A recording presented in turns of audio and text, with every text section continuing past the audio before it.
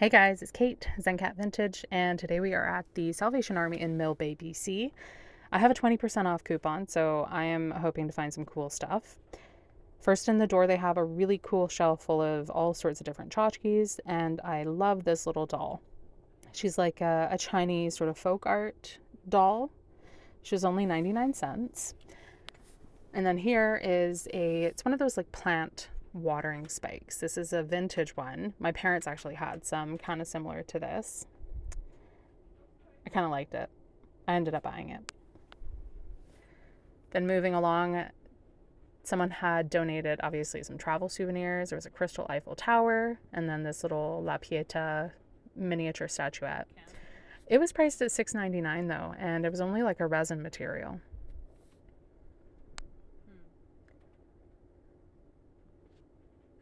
This little piggy was also super cute. He was new with his tag. I was hoping he was vintage, but he wasn't. He's a newer thing. You can still buy him online.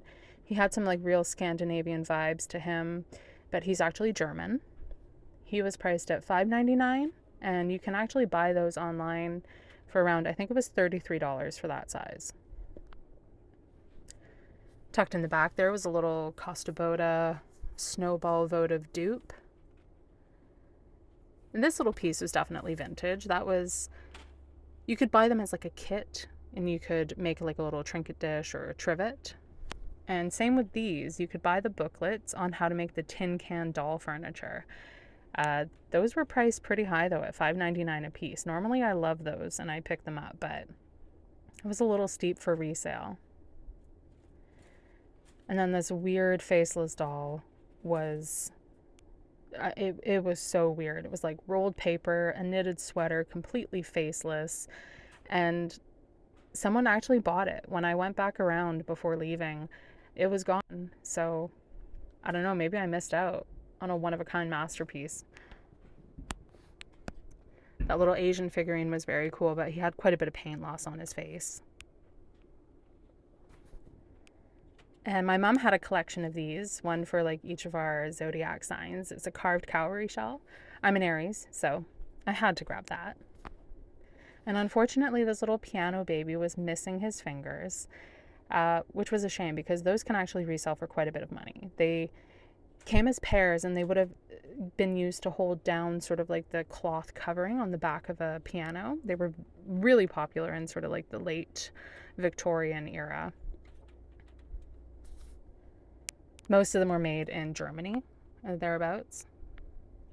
You guys have heard me talk about the Thomas Winter houses, and that is one right there. I don't even really look at it, which is okay because it's not really worth a lot. That one resells for about $10. Some more of the tin can dollhouse furniture. And then over amongst the candles, these had such a great shape to them. They were gift craft, definitely vintage, really just like fabulous mid-century mod vibe. But they had a lot of chipping to the wood edge at the top. I would have paid the $2.99 each for them had they been in better condition. That style always does really well. And these I was curious to take a look at because they reminded me of a Costa Boda style that I've never seen but that I've come across in books. And there are a couple other companies that make similar pieces. Backrat is one. A very similar sort of like geometric twisted design. They make candle holders, vases. So I was looking for signatures, but those ones were just sort of like a knockoff. And then this was a really cool brass candlestick. I was hoping to find another one, but I did not. Now here's another thing you guys have heard me talk about, the just the right shoe. This is a true, authentic, just the right shoe. You can see the quality difference to like some of the cheaper shoe things. And so that one was actually a really good pickup. It was priced at $1.99, and it actually resells for about $35. Some of them can go for crazy money. It really depends on which one it is. It depends on the series it comes from. So that was cool because I don't find the real just the right shoes very often. Those glasses that I completely bypassed are an actual like pattern. I think it's Indiana, Mount Vernon. And I was drawn to the color on this. It was like that frit finish. It had a chip on the bottom, which was too bad because it was a really neat dish. I don't think it was missing anything on the top. Not totally sure, but. And this little guy, I knew I had to look at. He's actually a Bing and Grondel. Unfortunately, he's broken, but Bing and Grondel is a Danish company. They make some really beautiful pieces. I did recently sell some seagull cups and saucers made by Bing and Grondel. And then this was just a cute little hobbyist piece. I just liked how the cherubs were painted.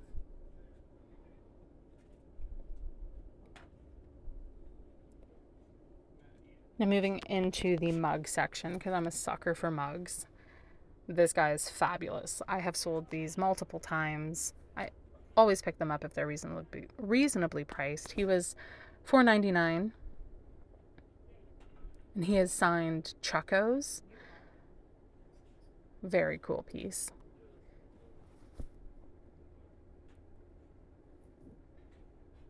And then I also absolutely love the floral design on this pair, made in Japan. They're in like perfect condition, like absolutely pristine. I don't think they were ever used.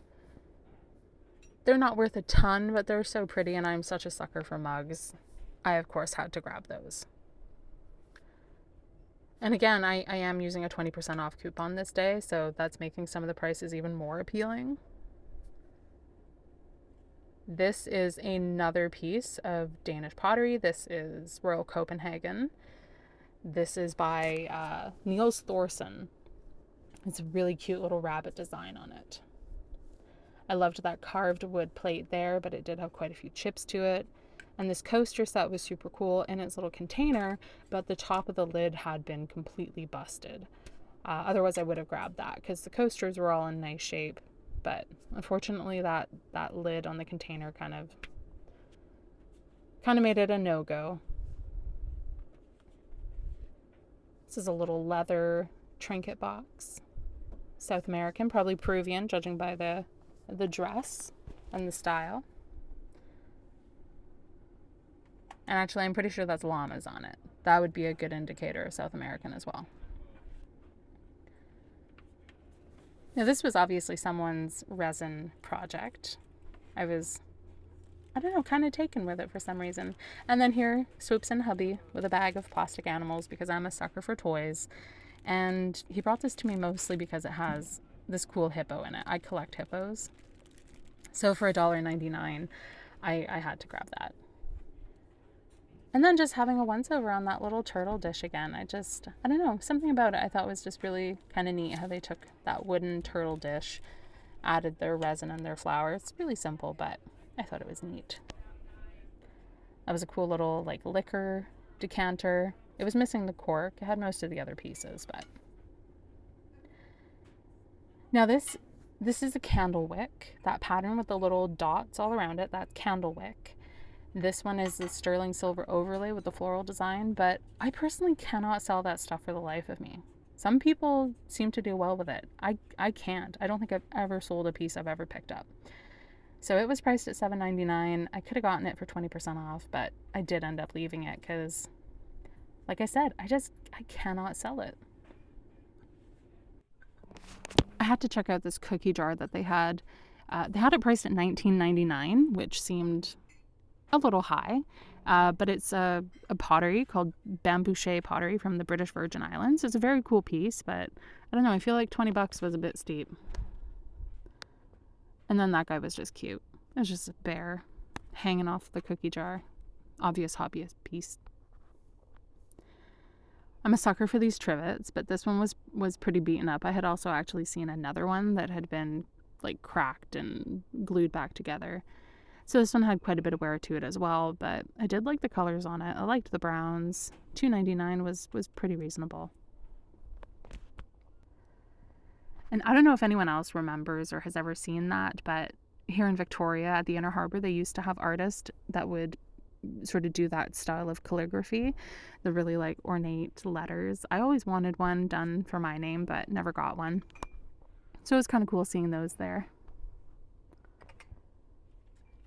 Now here are the planters and sort of like outdoor gardening pots and things like that. I wasn't seeing anything too terribly exciting.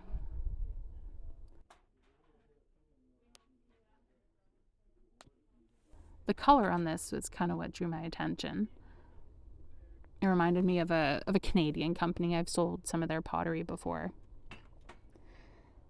And then this little one, this is a little piece of Navajo pottery, probably more like a touristy piece that you could probably pick up, you know, in the southern US, but I do really well selling these online. They, you know, people like them. They can get them for reasonable.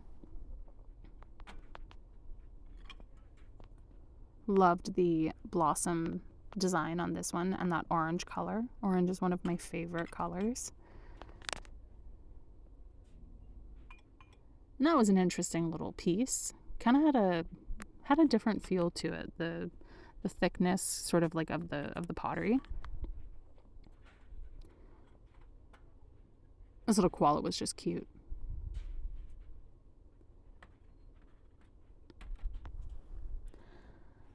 Over here, this was a little piece of studio pottery.